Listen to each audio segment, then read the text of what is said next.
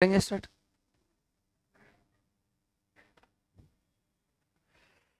Hello hello hello.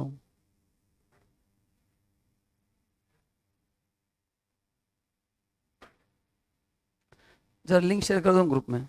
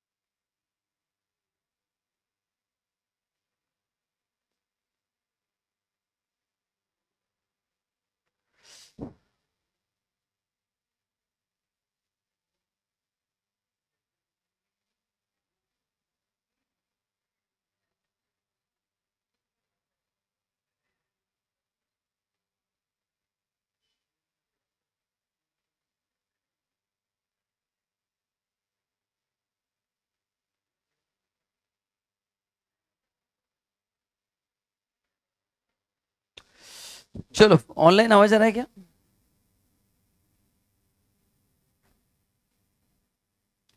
करेंगे start.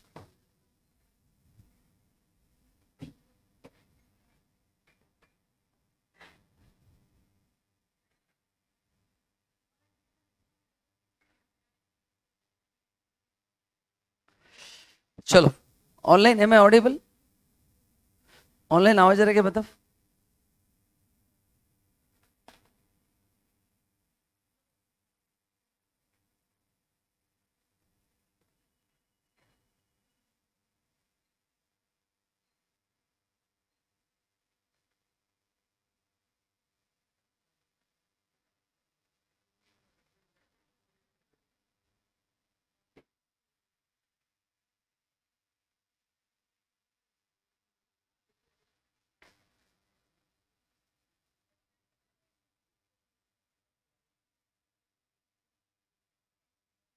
चलो,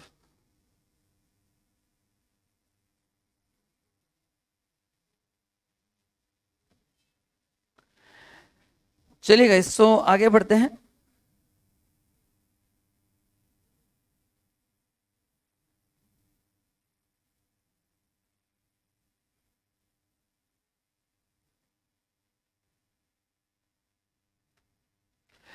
चलो, सो गाइस, कल अपन ने चैप्टर 1 के कुछ क्वेश्चंस देखे थे, कुछ आपको होमवर्क दिया था मैंने, पर है ना? क्या क्या होमवर्क था? अल्टरनेट टैक्स रिजिम में मैंने कहा था पढ़ के आओ, तो आज जरा अपन देख लेते एक बार उसको भी।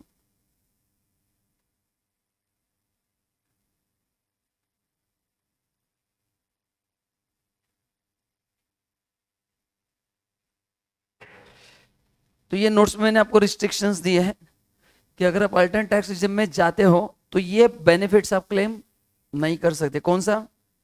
एचआरए जो अपन सैलरी में क्लेम करते हैं वो पूरा क्या होगा? टैक्सफुल होगा, उसमें अपन एग्जाम्पशन क्लेम नहीं करेंगे। दूसरा, देखो मैंने नोट्स में दिया है स्पेशल अलाउंसेस, चिल्ड्रन वो जो अलाउंसेस थे ना, वो उसका बेनिफिट आपको नहीं मिलेगा। अलाउंस टू एमपी एमएलए, उसका बेनिफिट नहीं मिलेगा, जो एग्जाम था पूरा टैक्सफुल होगा। देन क्लबिंग में माइनर का इनकम जब ऐड होता है तो 1500 का एग्जाम्पशन मिलता है, वो नहीं मिलेगा। एसीएड का बेनिफिट नहीं मिलेगा, ये बेनिफिट पहले नहीं मिलता था, अभी मिलेगा। तो ग्रॉस सैलरी में से 50,000 का स्टैंडर्ड डिडक्शन का बेनिफिट मिलेगा, एंटरटेनमेंट मिलेगा, प्रोफेशनल टैक्स मिलेगा, इंटरेस्ट नहीं, ये नहीं मिलेगा ना, ये रिस्ट्रिक्शंस है। खाली 50,000 मिलेगा, बाकी दोनों नहीं मिलेगा। देन हाउस प्रॉपर्टी में जो अपन 2 लाख का बेनिफिट क्लेम करते हैं फॉर एसओ प्रॉपर्टी, एसओ का नहीं मिलेगा, लेट आउट का मिलेगा, सिंपल बोला है। एडिशनल डेप्रिसिएशन नहीं मिलेगा, नॉर्मल मिलेगा। टी कॉफी रबर का बेनिफिट नहीं मिलेगा। 33 ए भी है, मिनरल का 20% था, वो नहीं मिलेगा। साइंटिफिक रिसर्च का बेनिफिट नहीं मिलेगा। 35 एडी में जो कैपिटल एक्सपेंडिचर का हम क्लेम करते हैं 100%, वो क्लेम नहीं करना है। एग्रीकल्चर एक्सटेंशन प्रोजेक्ट का क्लेम नहीं करना है। अदर सोर्स में जो फैमिली पेंशन का बेनिफिट नहीं मिलता था वो अभी इस साल से मिलेगा। तो इस साल के 2 अमेंडमेंट्स क्या है? सैलरी में 50,000 मिलेगा और फैमिली पेंशन में 1/3 ऑफ पेंशन और 15,000 वो मिलेगा। एटीसी टू एटीयू के रिडक्शन नहीं मिलेंगे, 4 ही मिलेंगे जो मैंने आपको चैप्टर में लिख के दिए थे फर्स्ट पेज पे। इसमें कौन सा ऐड करना है मैंने कहा था, ATCCH2 अग्निपथ स्कीम, याद है ना, अग्निपथ स्कीम। तो कौन से मिलेंगे, ये मिलेगा ATCC2 अपने नोट्स में लिखा, ये क्या है, एम्प्लॉयर कॉन्ट्रीब्यूशन टू एनपीएस, ये एडिशनल एम्प्लॉयमेंट, बताओ LA1A क्या है, और ATCCH2 क्या है, ये है अग्निवीर कॉर्पस फंड। तो ये 4 सेक्शन के बेनिफिट्स आपको मिलते रहेंगे, बाकी कोई बेनिफिट, तो ये लिस्ट आपको लर्न करना है। बाकी चीजें लर्न करना बहुत आसान है, इसको 2-3 बार पढ़ना है, लिखना है तो ही वो याद रहेगा। It cannot be done without written practice. Orally वो टाइमिंग याद रहेगा, और ये गड़बड़ हो गया तो आपका इनकम गड़बड़, टैक्स गड़बड़, पूरा क्वेश्चन एंड तक क्या होगा, गलत होगा। तो ये आपको ध्यान से करना है, समझा कि नहीं आपको, कंफर्म, ठीक है। चलिए, तो ये एक होमवर्क था, और क्या था, ऑनलाइन समझा आपको, तो ये लिस्ट आपको अच्छे से लर्न करना है। और एक होमवर्क कौन सा था, हाँ, सर्च के, अच्छा इसमें और एक चीज बताना, वो बता देता हूं। ये मैंने क्लास में रिबेट पढ़वाया था आपको, ATSNA में ये अपना एवा है, कितना हो गया वो, इस स्कीम के लिए 7 लाख तक है, तो कितना मिलेगा 25,000, और tax on such income which ever is less, ये आपको बता दिया। प्लस अपन ने पढ़ा था मार्जिन रिलीफ, ये कब तक मिलेगा, 727,770 तक मिलेगा। रिलीफ निकालने का तरीका सेम ही है, क्योंकि 7 लाख पे टैक्स 0 होता है बिकॉज ऑफ रिबेट, तो 7 लाख पे टैक्स एंड 727 पे tax, so difference in tax minus difference in income is your margin relief. Same formula, same ही है। 7 लाख तक रिबेट मिलता है कि नहीं, तो 7 लाख तक टैक्स 0 है, एंड जैसे मेरा इनकम 7 लाख से आता है डायरेक्टली टैक्स आ जाता है। तो उसको सेम जो नॉर्मल सरचार्ज का लॉजिक है वही यहाँ पे आपको अप्लाई करना है, कुछ भी नई चीज नहीं है, ठीक है। तो ये चीजें नहीं थी। प्लस अपन ने, मैंने आपको कहा था घर पे देखने के लिए, ये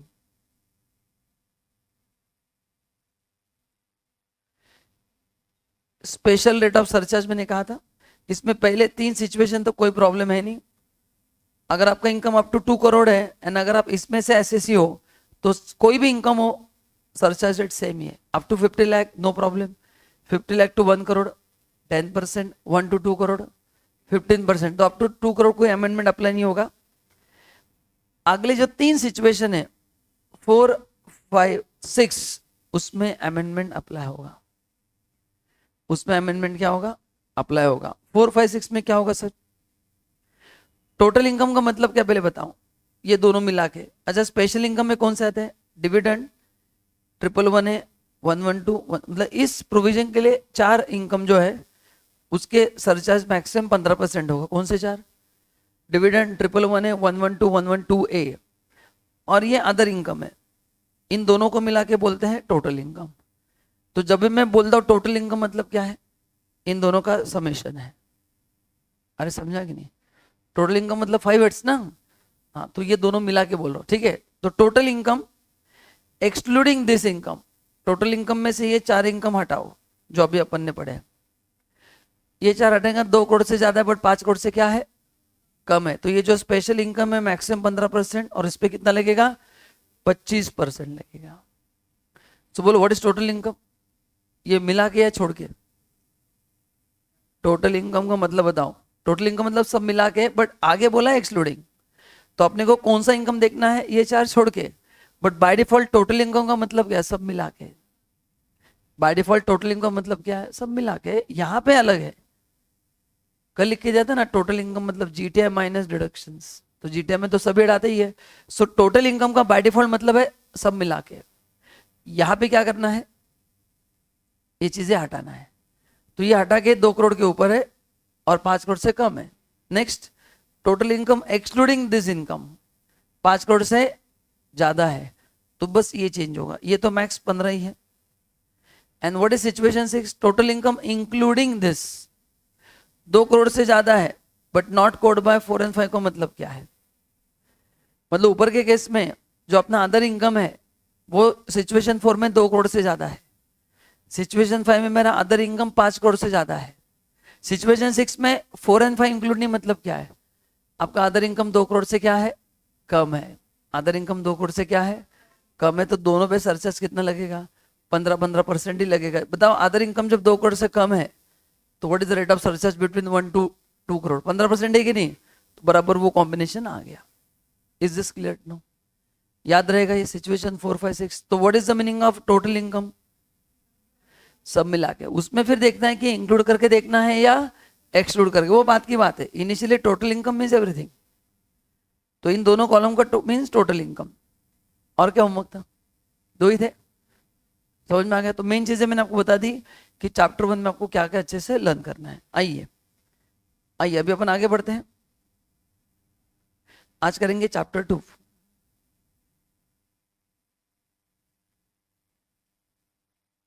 ठीक है ना? चैप्टर 2 के पहले आपको बेसिक्स बता देता हूं। आइए, क्या हो गया, कुछ कंफ्यूजन? बराबर ना, यही वाक्य ना? आइए ना, चैप्टर 2 के पहले कुछ बेसिक्स आपसे डिस्कस करता हूं, फिर अपन न्यूमेरिकल सॉल्व करेंगे।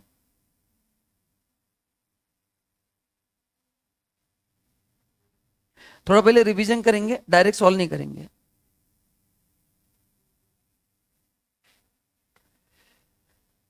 चलो, और आपको रिवीजन वीडियोस भी देखना है, वो यूट्यूब पे अपलोड हो जाएंगे, आप चेक करना, जब आप देख रहे हैं तब वो भी रहेंगे।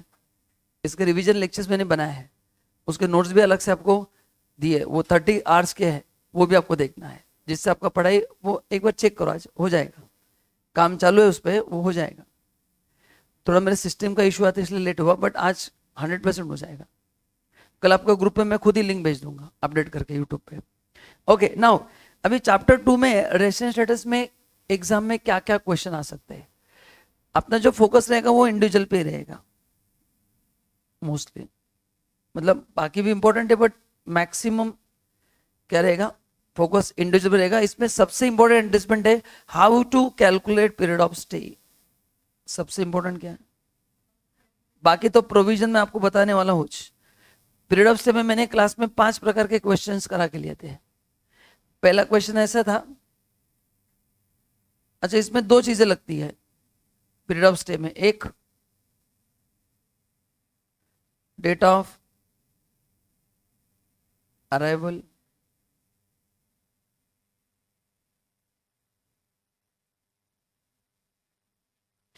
एंड दूसरा है डेट ऑफ डिपार्चर। एक है डेट ऑफ अराइवल, दूसरा है डेट ऑफ डिपार्चर।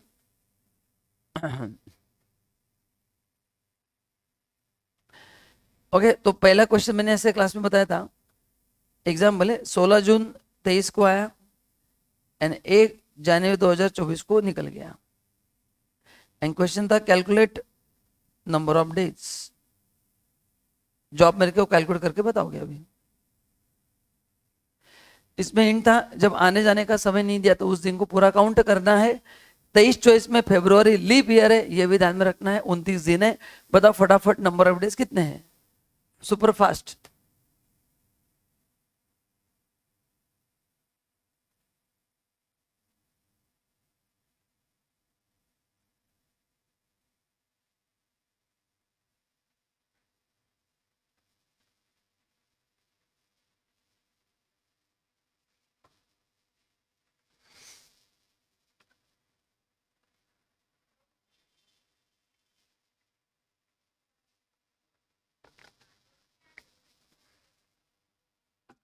हाँ बोलो, नंबर ऑफ डेज 200। ऑनलाइन सही है क्या बताऊं? सबका आंसर करेक्ट है तो रहेगा, ये नहीं है तो फिर आगे का टॉपिक समझ के मतलब नहीं है, क्योंकि पूरा खेल इसके ऊपर है। फिर ऐसा हो सकता है कि वो 11 अप्रैल 23 को 6 AM में इंडिया में आया और 31 दिसंबर 2024 को 9 PM को इंडिया छोड़ के गया।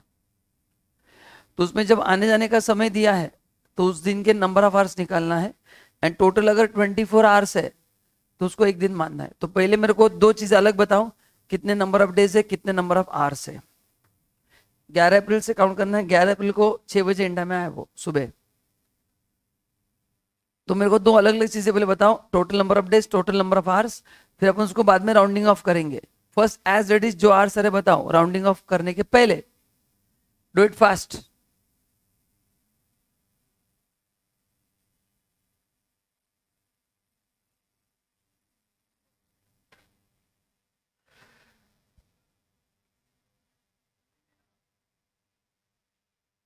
कितना आ रहा है बोलो? Online number of days, number of hours. तीसरा क्वेश्चन,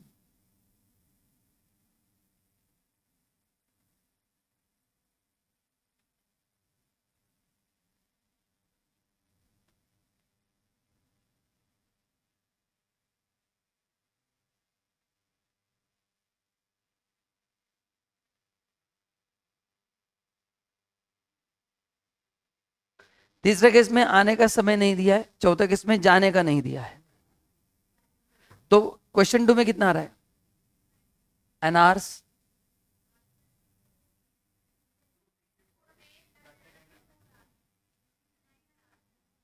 264 days and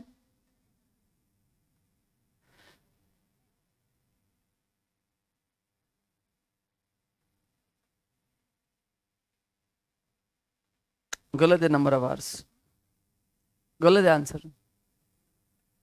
सुबह 6 बजे इंडिया में आया ना, तो 6 से 12 और 12 से 12, उस दिन 18 घंटे इंडिया में था वो।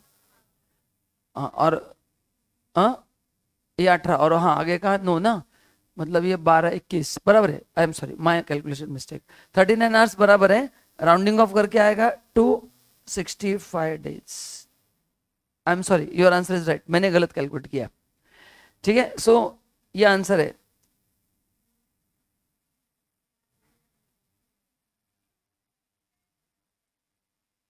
चलो तीसरा, अभी मैंने कहा था कि अगर आने का समय नहीं दिया है तो 1 अप्रैल से काउंट करना है, क्योंकि we want residence status for previous year only.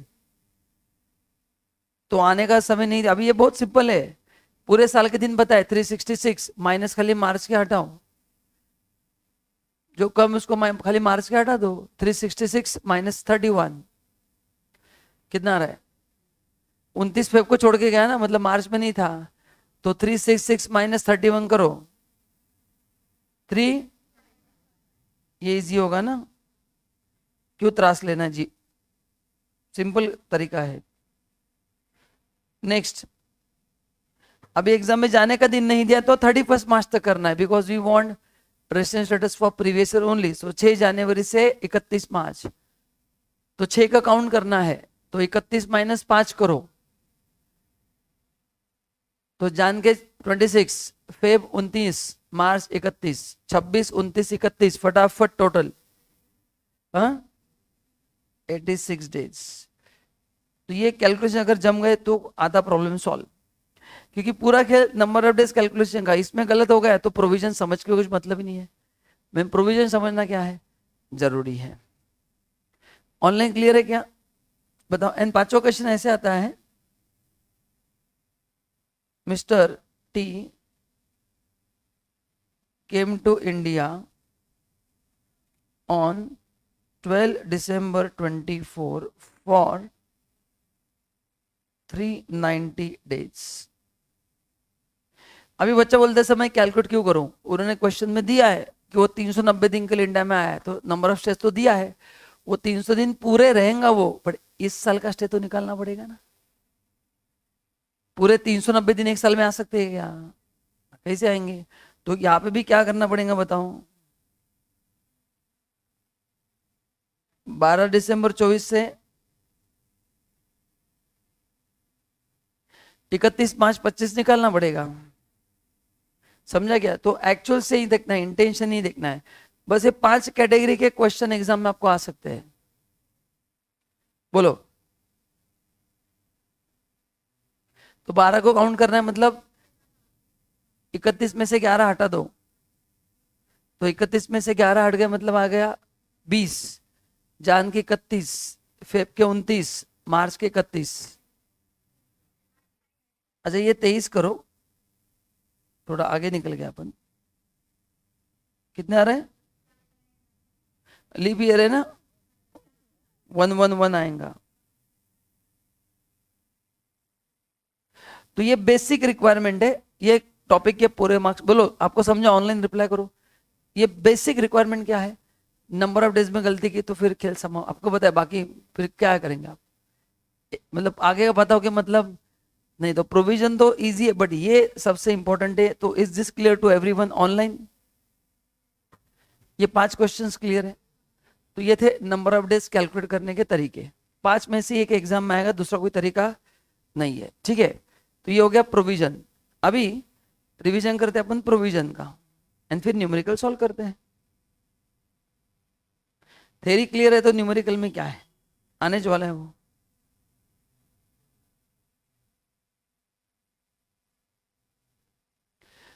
ठीक है, चलो अभी मैंने आपको क्लास में एक प्रोसेस बताया था, पूरा लाइन से चार्ट क्लास में लिख के दिया था आपको कि अगर अपने को चेक करना है residence status of an individual, तो क्या क्या करना पड़ेगा। तो सबसे पहले अपन ने देखा था 61A देखा था, स्टे होना चाहिए,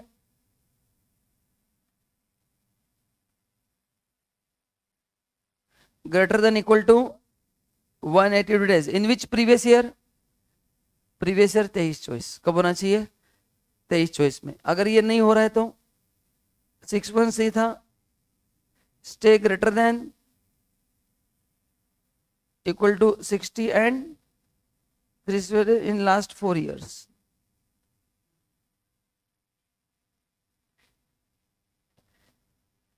है ना। तो ये दोनों में से एक भी कंडीशन फुलफिल हो गया तो क्या बनता है आदमी रेसिडेंट, दोनों फुलफिल नहीं किया तो नॉन रेसिडेंट, ठीक है। नाउ इस कंडीशन को एक्सेप्शन था,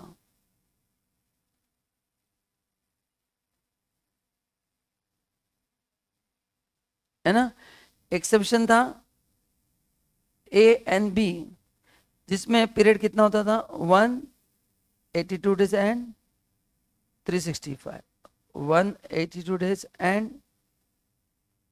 कौन था एक्सेप्शन। अच्छा, एक्सेप्शन खाली किसके लिए था, इंडियन सिटीजन के लिए। सही, एक्सेप्शन क्रिसगेल के लिए अप्लाई होंगे क्या, नहीं होंगे। मैंने कहा that is only for Indian citizen. क्या था एक्सेप्शन, पहला लिविंग इंडिया था,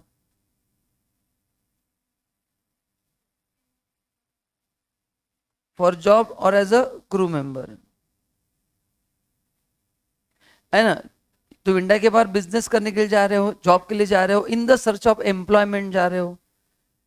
अच्छा, ये कब जाना चाहिए, इस साल या 4 साल पहले, इस साल जाना चाहिए। अपन रेसिडेंट स्टेटस कौन से का ढूंढ रहे, 23 चॉइस का ना। बच्चे बोलते सर वो 21-22 में गया था, अरे वो उस साल एक्सेप्शन में था, इस साल थोड़ी एक्सेप्शन में हो। तो ये सभी चीजें कब होनी चाहिए, प्रीवियस ईयर 23 चॉइस में होनी चाहिए। एंड यहाँ पे क्या था, लिविंग इंडिया या कमिंग टू इंडिया था, कमिंग टू इंडियन, इसमें इंडियन ओरिजिन में कवर्ड है, प्लस सिटीजन। तो पहले वाले में 2 इंडिया के बाहर जाने वाला था, बी वाले में इंडिया में आने वाला था, तो उसमें कितना लेना है 182 एंड 365 लेना है। अब इसमें कॉन्फ्लिक्ट पार्ट ये है कि 182 होता है तो फिर 61A में ऑटोमेटिक हो ही जाता है, ये क्या होगा।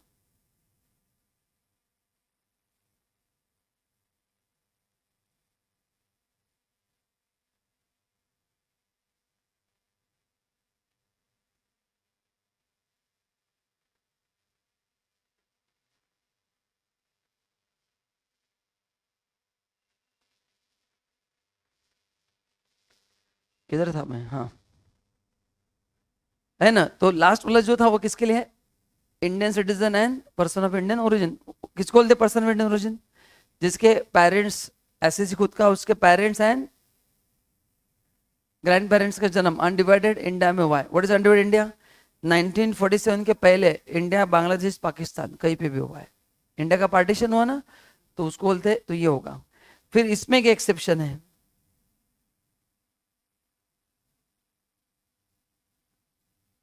जहां पे 120 इसको कितना किया जाएगा, plus and plus income greater than 15 lakh in India. तो जो इंडिया में जो आ रहा है उसको एक्सेप्शन है। तो 61C को 2 एक्सेप्शन एंड सेकेंड एक्सेप्शन को और एक एक्सेप्शन, कि सपोज 182 नहीं हो रहा है, तो अगर इंडिया में 120 डेज है प्लस उसका इंडिया में income other than foreign source 15 lakh से ज्यादा है, तो यहाँ पे एक अपन ने चीज क्लास में लिख के रखा है, यहाँ पे वो RI बनता है प्लस उसका स्टेटस फिक्स है, यहाँ पे उसका RNR बनना भी फिक्स है, उसके लिए 66 अप्लाई करने की जरूरत नहीं है इन दिस केस, एंड ये भी नहीं हो रहा है तो सपोज किसी का स्टे 55 दिन है, बताओ किधर बैठेगा हूँ, उसका स्टे इंडिया में 55 दिन है, 55 किधर भी नहीं बैठेगा ना, मतलब नॉन रेसिडेंट बन गया, तो उसको फिर दूसरा सेक्शन चेक करना है 61A। मैंने क्लास में कहा था कि जब तक दोनों सेक्शन आप चेक नहीं करोगे एग्जाम में डायरेक्ट नॉन रेसिडेंट नहीं लिखना है, या तो 61 अप्लाई होगा या तो clause section 6 clause 1A apply होगा। इसमें 3 कंडीशन है, यहाँ पे कंपलसरी इंडियन सिटीजन होना जरूरी है, ओरिजिन नहीं, इनकम इंडिया में greater than 15 lakh and not liable to pay tax इन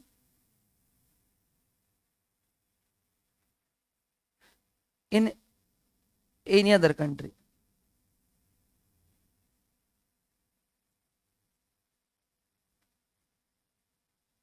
तो इसमें भी वो कंपलसरी आरआई बनेगा, बट ये आरआई या डीम टू बी रेसिडेंट है, हाँ ये डीम टू बी रेसिडेंट है प्लस RNOR है। तो ये अपने को न्यूमेरिकल सॉल्व करने के लिए ये चार्ट पता, ये न्यूमेरिकली है, बस आपको लाइन से जाना है। ऑनलाइन सबको समझा क्या? यस, ऑनलाइन समझा आपको? तो ये पूरा फ्लो चार्ट आपको पता होना जरूरी है, लाइन से देखना है। 61 नहीं हो रहा है, 61A नहीं हो रहा है, फिर आंसर लिखना है नॉन रेसिडेंट। तो एग्जाम में डायरेक्टली आंसर कोई भी NR तक नहीं जाएगा। हाँ पता ही फॉरेन सिटीजन ही है तो फिर आंसर इधर से खत्म हो जाएगा, क्योंकि नीचे सभी एक्सेप्शन इंडियन सिटीजन को अप्लाई होता है। तो फॉरेन सिटीजन है तो 61A खेल खत्म, समाप्त, टाटा बाय बाय खत्म। लेकिन अगर वो इंडियन रेसिडेंट है, इंडिया का सिटीजन है, मतलब सॉरी रेसिडेंट नहीं सिटीजन, तो एंड तक आना जरूरी है। तो इसके बिना न्यूमेरिकल, यस ये फेस टू फेस भी है, कोई प्रॉब्लम नहीं है। यस ऑनलाइन बताइए, आपको ये पूरा याद आ गया क्या थीम? तो इसके ना न्यूमेरिकल सॉल्व नहीं हो सकता है, भले बोलने के लिए न्यूमेरिकल टॉपिक है, बट आई फील इसका थ्योरी ये चार्ट, और ये मैंने क्लास में आपको बनवा के दिया था, इसी फ्लो में जाना है। तो इस तरह से जाएंगे तो कोई प्रॉब्लम नहीं आएगा। बोला अभी आपको इसमें डाउट क्या है? एकदम क्लियर है? ठीक है, आइए ऑनलाइन। चलो फिर नेक्स्ट और एक चीज पता होनी चाहिए टू सॉल्व द न्यूमेरिकल, वो है सेक्शन 6 जिसको बोलते हैं हम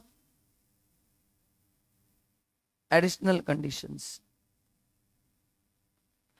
सो इससे क्या पता चलता है? इससे पता चलता है कि वो ROR है या RNOR। इससे पता चलता है कि वो ROR है या RNOR। तो उसमें पहला कंडीशन क्या है? 2 times resident in last 10 previous year prior to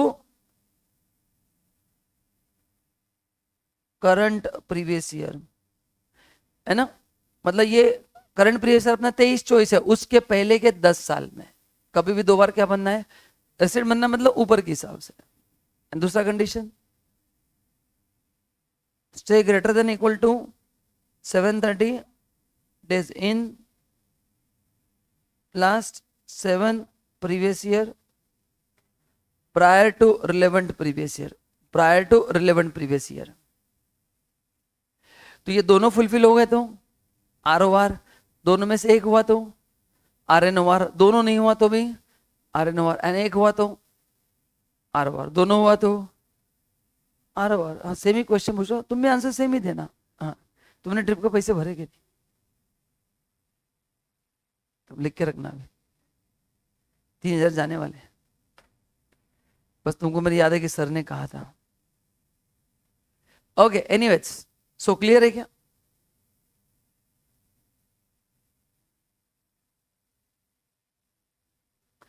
मतलब ये बोलने के लिए न्यूमेरिकल टॉपिक है, बट थ्योरी परफेक्ट रहेगा तो न्यूमेरिकल आता है। और पूरा खेल नंबर ऑफ डेज कैलकुलेशन पे है, बाकी फ्लो तो आपको याद रहेगा। इट्स वेरी सिंपल, लाइन से जाना है, सिस्टमैटिक, सिस्टम ब्रेक नहीं करना है।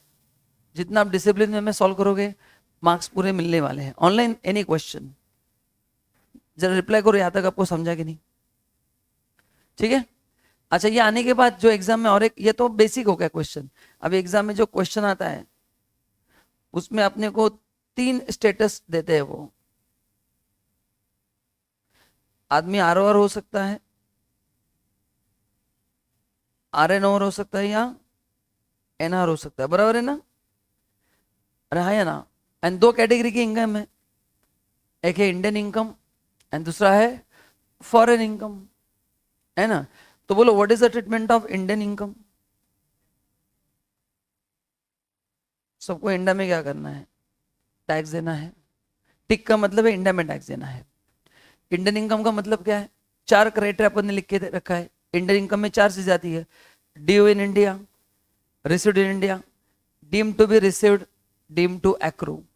चार में से कोई भी एक इवेंट अगर इंडिया में होता है, due, received, deem to be due and deem to be received, चार में से एक भी इवेंट अगर इंडिया में होता है तो इंडियन इनकम बनता है। एंड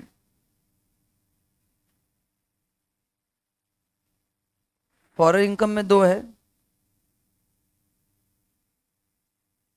प्रोफेशन और बिजनेस।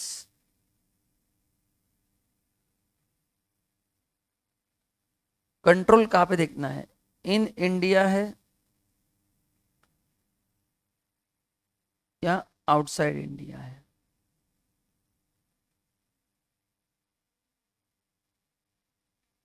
इन इंडिया है and outside India. In India है तो क्या है?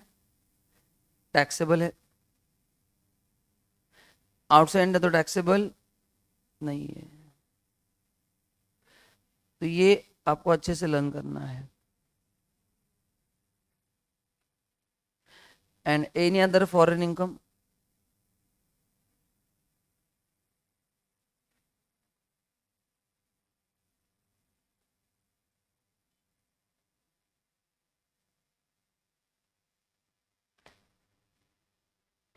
एनी अदर फॉरेन इनकम ऐसा होगा।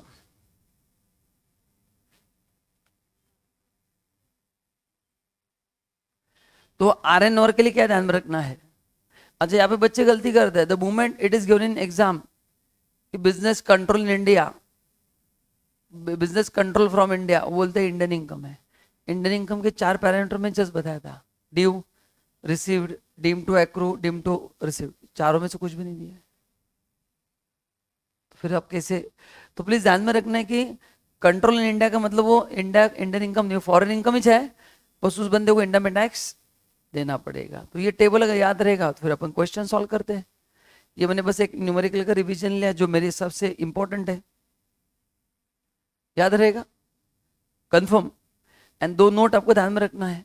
एक, कैसे डिसाइड होगा कि कहाँ पे पैसा रिसीव हुआ? मैंने कहा था कि फर्स्ट जहाँ पे पैसा मिला है वो इंपॉर्टेंट है। तो अगर first place of receipt Dubai है तो वो फॉरेन इनकम ही होगा। बाद में इंडिया में जाता है उसको बोलते हैं रेमिटेंस। रेमिटेंस में टैक्स नहीं आता है। रेमिटेंस में टैक्स, अरे समझा कि नहीं? एंड सेकेंड, अगर कोई अनटैक्स प्रॉफिट हम इस साल इंडिया में लेके आते हैं तो उसको टैक्स देने की जरूरत, एग्जाम में दिया जाता है कि 15-16 का इनकम आज इंडिया में हम लेके आ रहे हैं, आज टैक्स देने की जरूरत नहीं है। उस साल का रेसिडेंट चेक करना पड़ेगा और उस साल की इनकम ऐड होगा। इस साल की इनकम ऐड, तो हर एक पैसा जो इंडिया में आता है वो इंडियन इनकम नहीं होता है। तो इतनी चीजें अगर अपने लर्न की तो फिर न्यूमेरिकल सॉल्व करना पीनट्स का काम है। मतलब ये सभी मैंने बता दिया मेन पॉइंट्स, क्योंकि एग्जाम में फोकस इंडिविजुअल एचएफ पे ज्यादा आता है।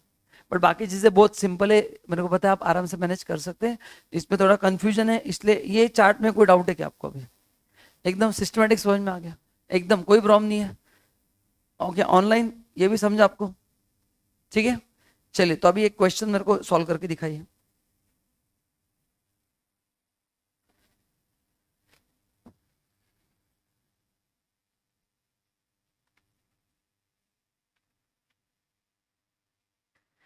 Mr. Sid, a British national, joined XYZ company as an engineer in India on 1st May 13.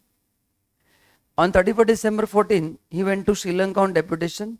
On 1st April 19, he came back to India, left Sri Lanka again on 31st May 19. He returned to India and joined his original post on 1st July 23. Determine his resident status for AY 24-25. AY, हाँ, तो अभी ये क्या है, अलग अलग period में India में था। तो पहले स्टेप क्या है, इस साल का पीरियड ऑफ स्टे निकालो। तो चलो निकाल के दिखाओ, इस साल वो इंडिया में कब है बताऊं? हाँ तो निकालो ना, लिखो ना नंबर ऑफ डेज।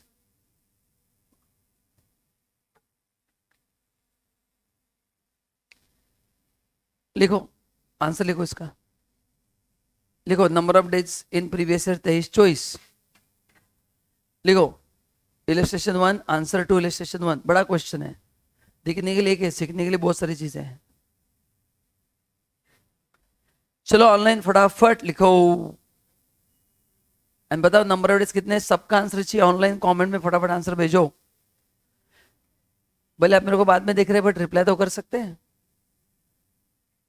274 5 देखते हैं जो भी है, देखते हैं। सबका आंसर मैक्सिमम मैच होना ही चाहिए। सबका मालिक एक, सबका आंसर एक। दो।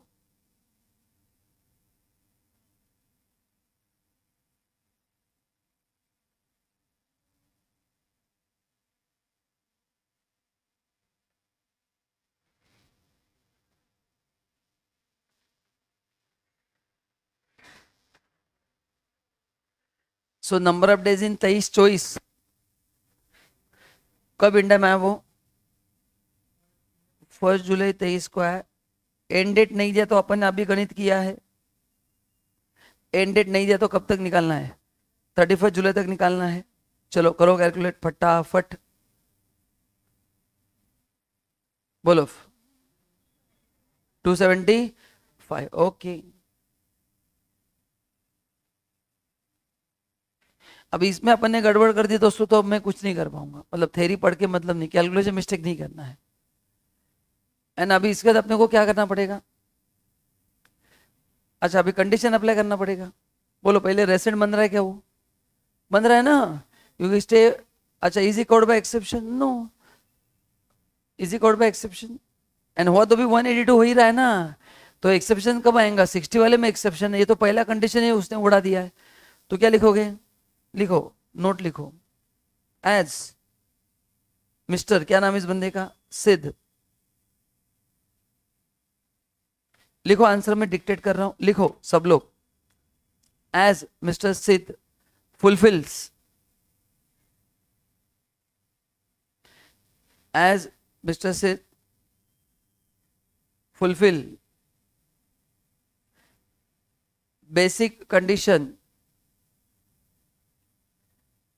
as Mr. Sid fulfills basic condition specified in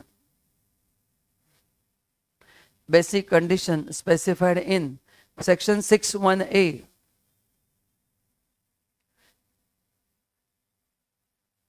section 61A क्या है? 61A आपको पता है, ब्रैकेट में लिखो stay greater than equal to 182 days. लिखो ब्रैकेट में stay greater than equal to 182 days. Bracket complete. He is resident in India, he is resident in India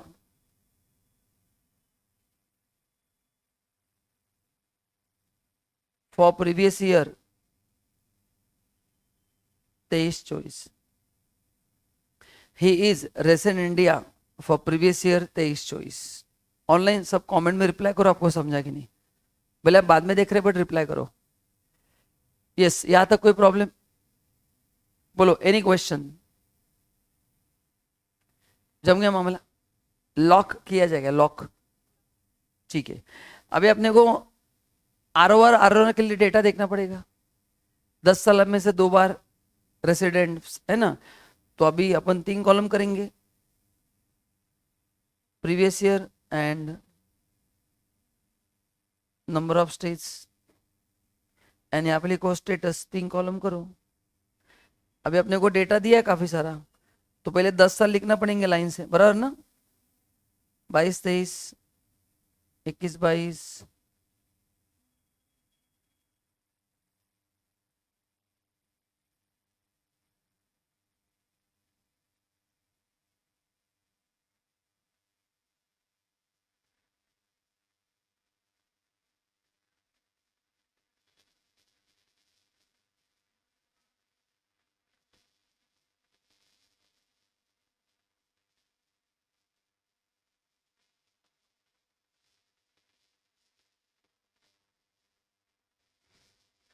check करो बराबर है क्या? 10 ईयर अभी अब बताओ, मैं 2 मिनट रखता हूँ, लिखते जाओ नंबर ऑफ डेज कितना एंड में था, आप देखो, दिखा दो। 10 साल लिख के हो गए?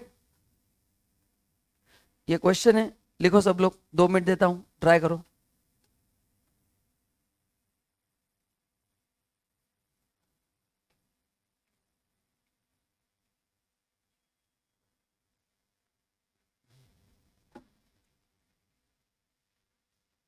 चलो 2 मिनट देता हूँ, आप 1 मिनट में ट्राई करो।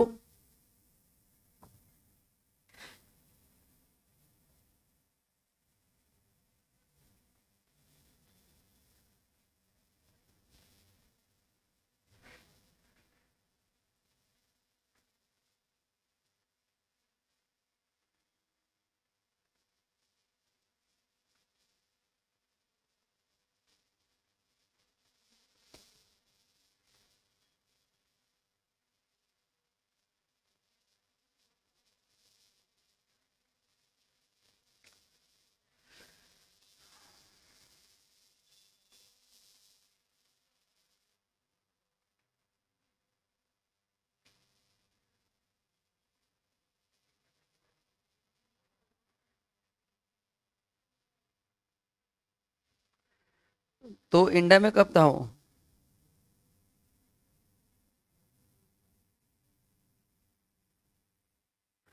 पहले आपको ईयर जॉट डाउन करने पड़ेंगे, कब कब इंडिया में था वो।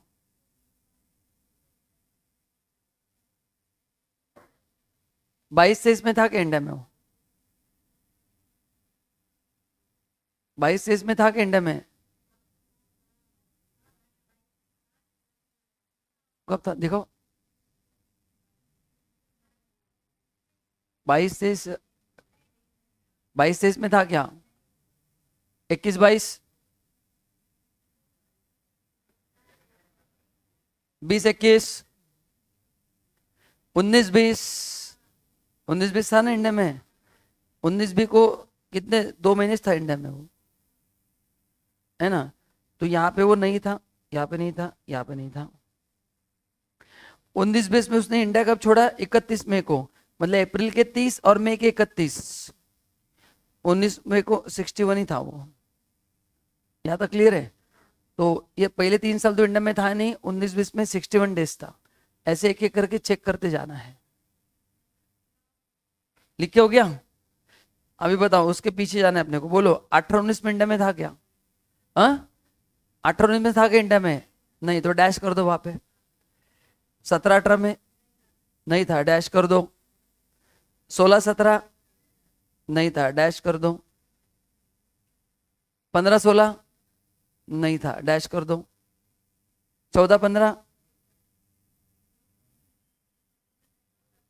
14-15 था ना, क्योंकि उसने 31 दिसंबर 14 को छोड़ा है। तो 14-15 भी था और 13-14 भी था वो, है ना? तो 14-15 भी था और 13-14 भी था। तो निकालो अभी स्टे। अपने को 13-14 चाहिए ना? हाँ तो बताओ मेरे को, 2 साल का स्टे बताओ। टेल मी 2 इयर्स, 13-14 का स्टे बताओ, 14-15 का बताओ। दोनों मिलूं कैसे मैडम, 2 साल अलग है ना।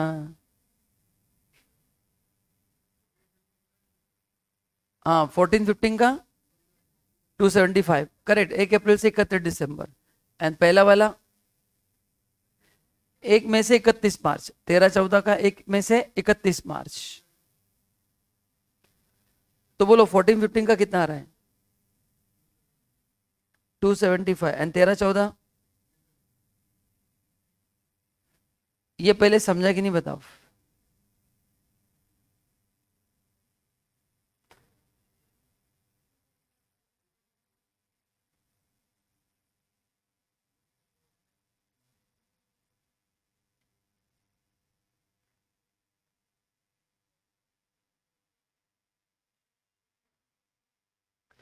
ऑनलाइन समझा आपको?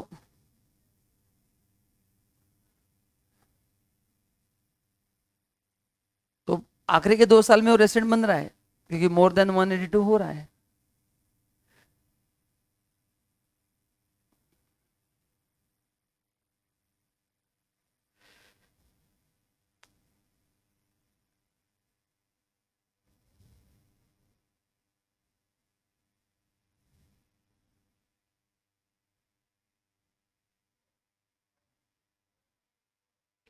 ऑनलाइन हो गया? अरे बराबर है कि नहीं? ये देखो question.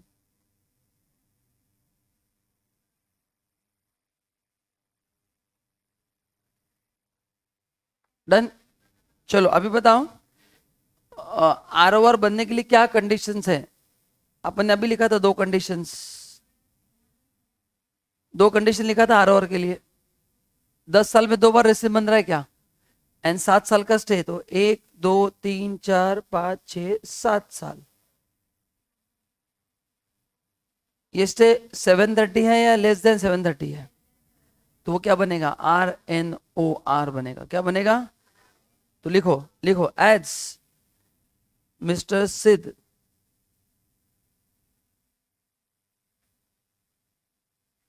Does not fulfil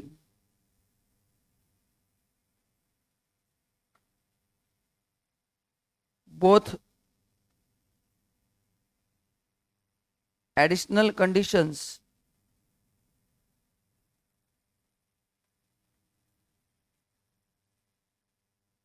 specified in section 6 subsection 6, he is RNOR for previous year 23 choice, previous year 23 choice।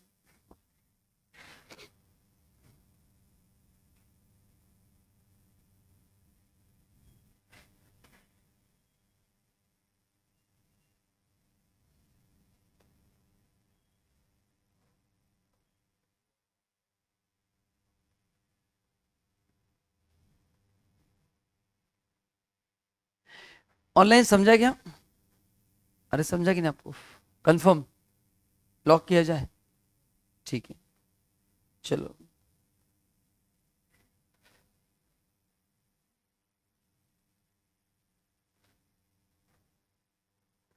अभी कुछ और क्वेश्चंस मैं आपको दे रहा हूं, जरा मेरे को आप आंसर बताना। अलग टाइप का क्वेश्चन है।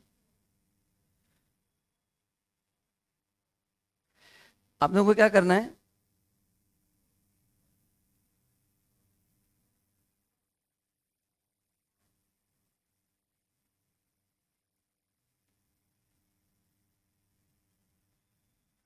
एक टेबल बनाना है। मैंने इसमें ऐड करके दे रहा हूँ क्वेश्चन।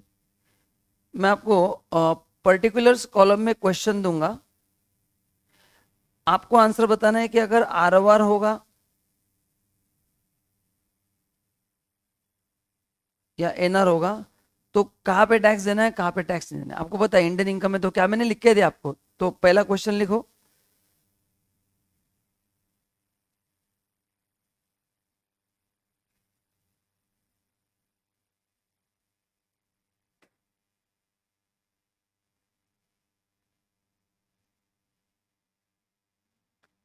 बिजनेस इनकम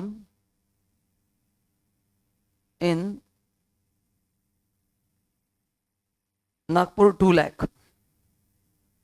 तो आपको लिखना है ये कौन कहाँ कहाँ पे ऐड होगा, ये आपको लिखते जाना है।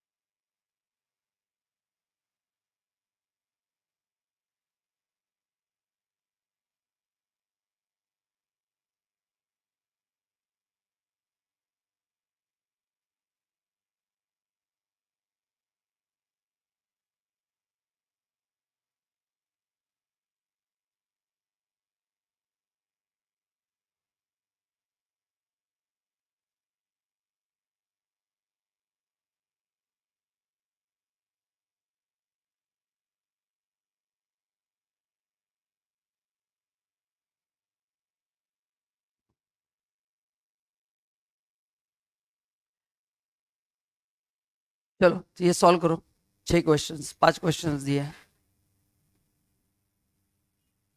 तो आपको डिफाइन करना है ये कौन सा इनकम है, अकॉर्डिंगली लिखना है कौन से कॉलम में आएगा।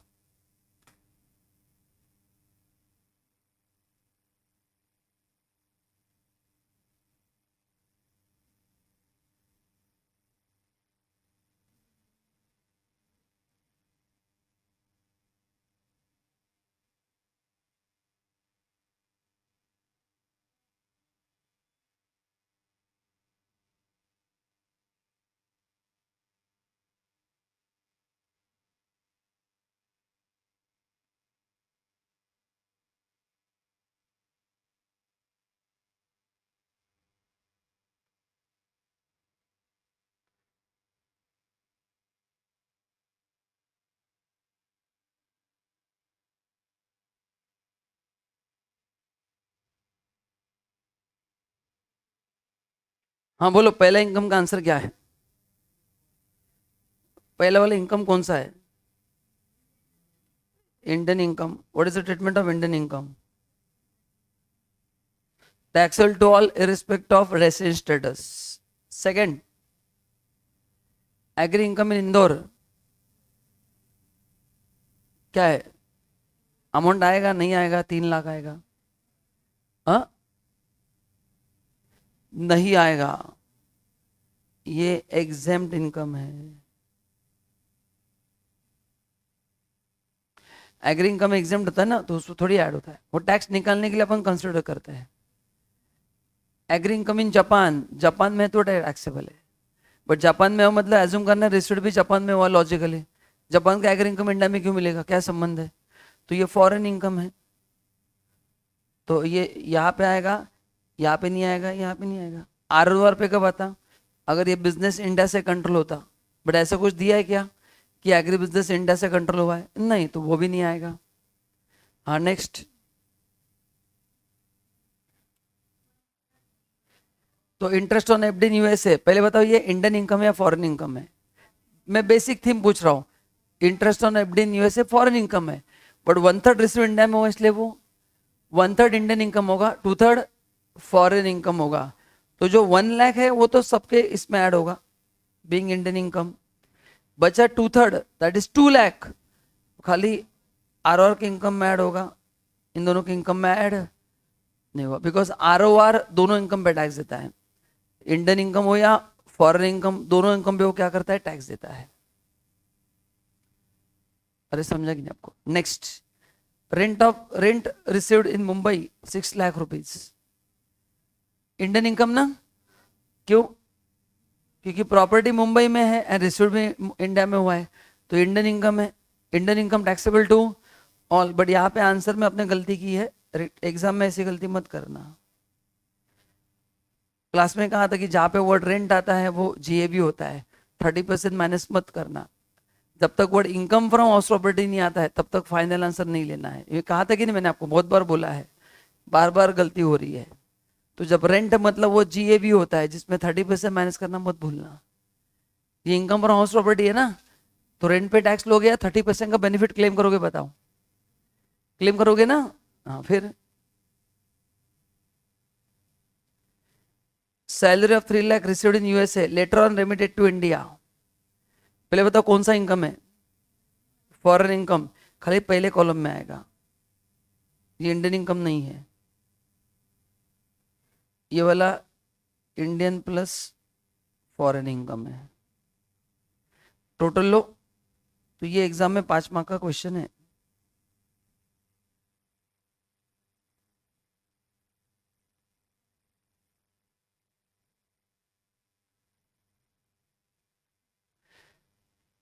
चलो टोटल लो सब लोग, आंसर बताओ।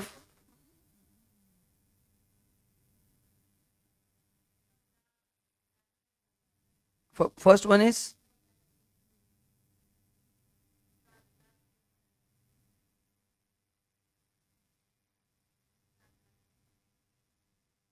ऑनलाइन आंसर चेक करना, फटाफट रिप्लाई करो फास्ट।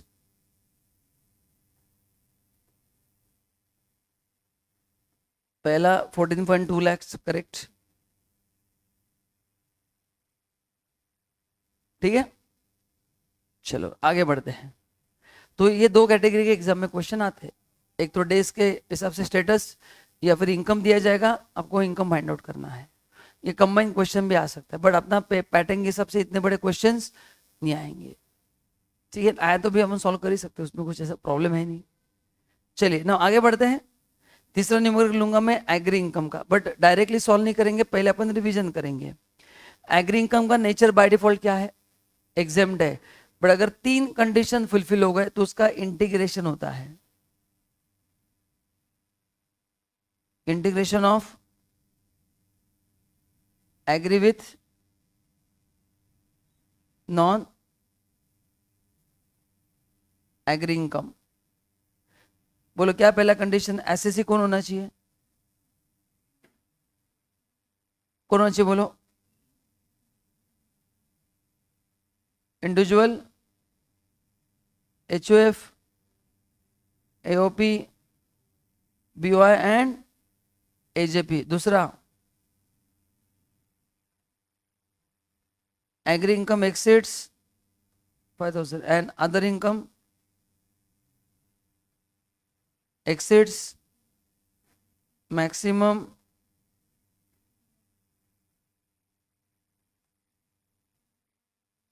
अदर इनकम जो है वो आपका मैक्सिमम एग्जाम्शन लिमिट से ज्यादा होना चाहिए। तो what is the maximum exemption limit? Depend upon the age. अगर आप अल्टरनेट टैक्स रिजिम में जाते हो तो ये डायरेक्टली 3 लाख होगा, क्योंकि अल्टरनेट टैक्स रिजिम में एज का क्राइटेरिया अप्लाई नहीं होगा।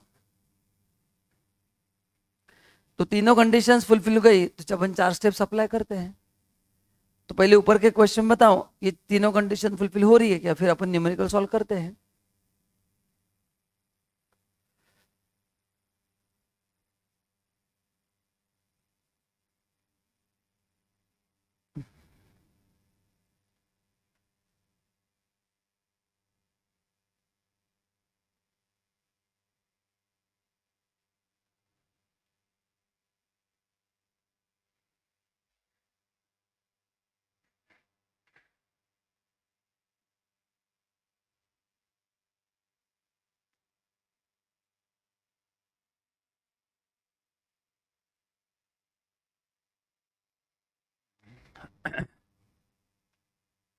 हो गया? बोलो तीनों कंडीशन फुलफिल हो रही है क्या यहाँ पे?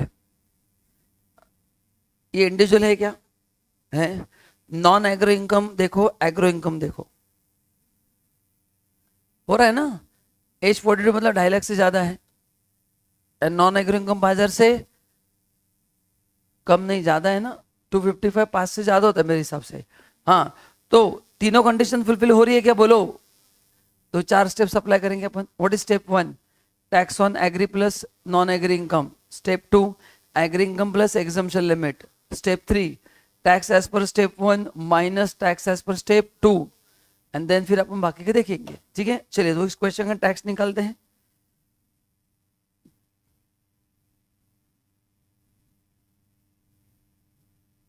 लिखो heading agri income.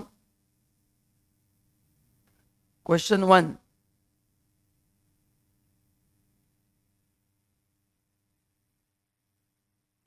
Particulars rupees, rupees आधे पेज का रोलिंग लो।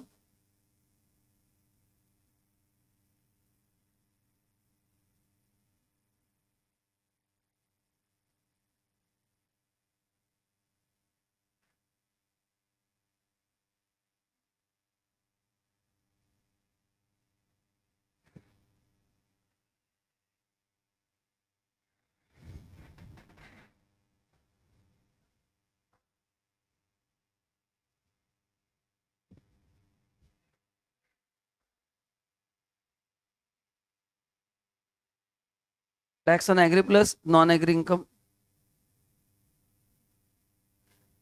ठीक है, चलो तो कितना एग्री इनकम है? एग्री इनकम है 255 एंड नॉन एग्री इनकम है 325।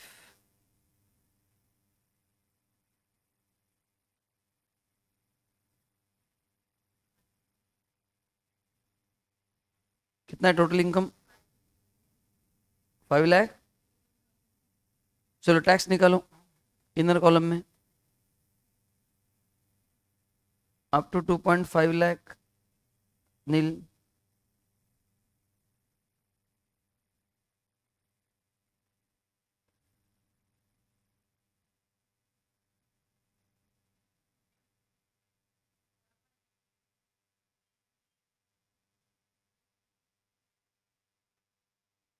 चेक करो जरा कैलकुलेशन बराबर है क्या।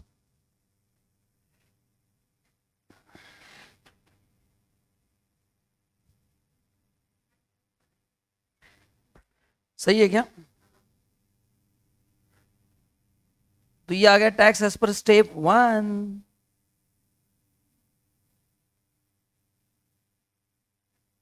ना निकालो स्टेप 2।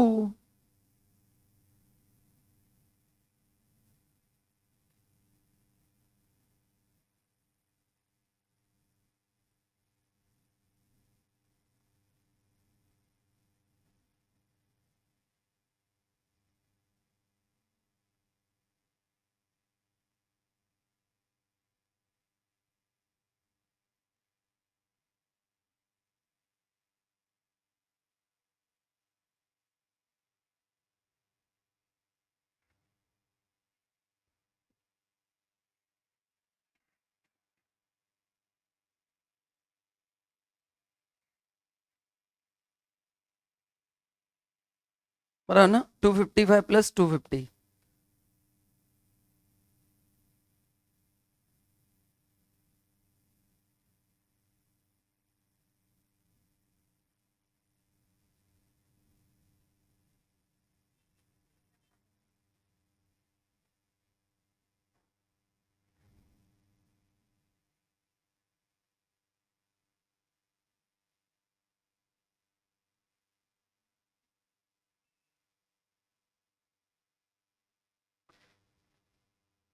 तो ये आएगा 5,500, 12,500, और ऊपर के 5,000 का 20%।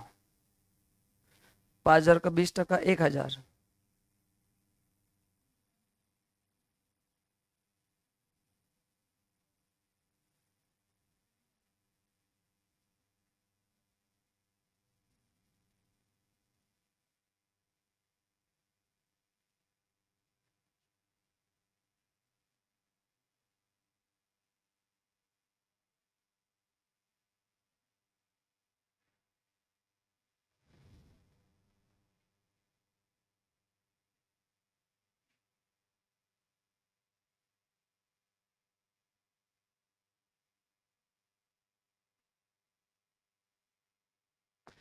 चलो तो दोनों का डिफरेंस निकालो। Tax as per step 1 minus tax as per step 2।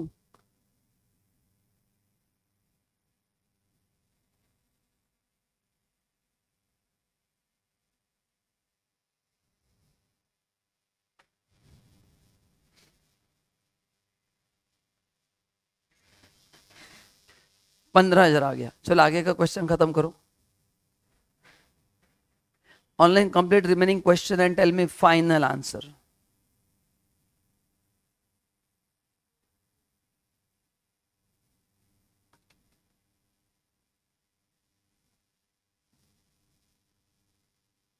आई want final answer, including cess करके फाइनल आंसर बताओ।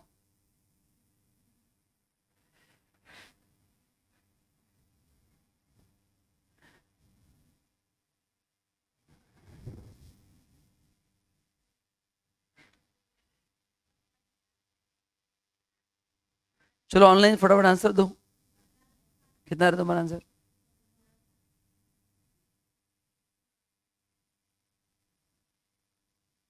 Last bench, Karnataka.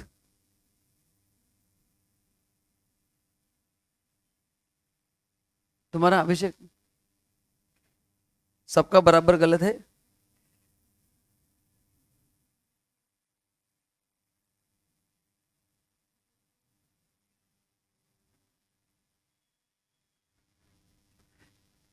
है ना, कल ही पढ़ाया था कि एग्जाम इनकम कंसिडर नहीं करना है रिबेट के लिए।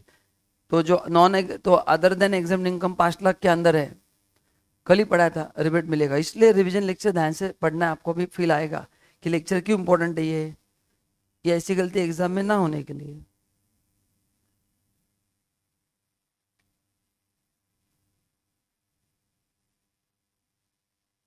तो बस ऑनलाइन में बस एक दो स्टूडेंट ने सही आंसर दिया था, ऋषिकेश एंड सोहम ने। बाकी होलसेल में गलत आंसर दिया था। All the best.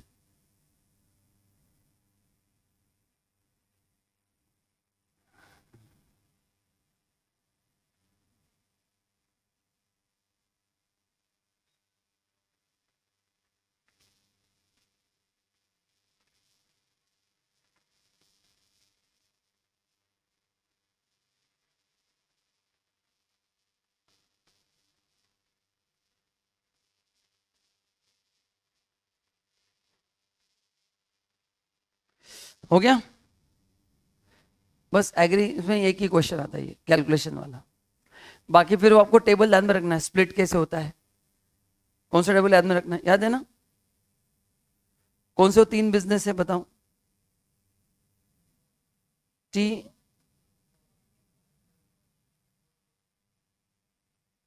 तो टी के लिए कॉफी में 2 रेशो है, 65 या क्या है, एंड रबर में 1 ही है। चेक करो, गलत बताया शायद, चेक करो, मेरे हिसाब से कॉफी का गलत है शायद। नोट्स लेके आना है, चेक करो मैंने सही गलत लिखा, आई डोंट नो।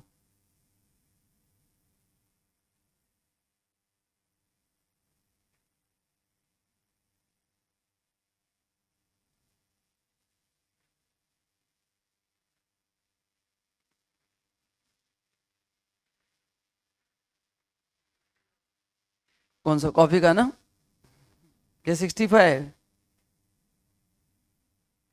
करेक्ट। तो कॉफी में 2 है, ग्राउंडेड रोस्टेड, ज्यादा प्रोसेस है तो 60-40, and coffee grown and cured है तो ओनली 75-25। अभी ये तो सही लिखा है क्या? मेरे को नहीं पता, आप बोलो सही है, ठीक है। ये कौन सा है? मेन तो वो है ना, टेबल तो लिख दिया था आपने, एग्जाम में कंफ्यूजन है कौन सा एग्री है। ये एग्री और ये नॉन एग्री है। मैंने क्लास में कहा था कि जो हायर परसेंटेज है वो एग्री है, एंड जो लोअर परसेंटेज है वो क्या है? Non agree. तो ये टेबल आपको ध्यान में रखना है, क्योंकि इसका क्वेश्चन आता है। एंड तीसरा आपको क्या ध्यान में रखना है, इसमें 3 ही क्वेश्चन आ सकते हैं, पहला हो गया, दूसरा हो गया, एंड तीसरा अपन ने क्लास में किया था, एग्री प्रोड्यूस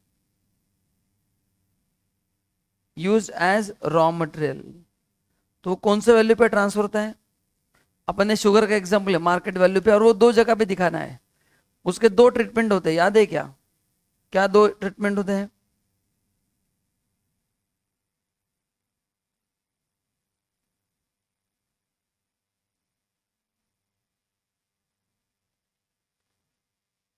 ये एग्री इनकम भी होगा, और ये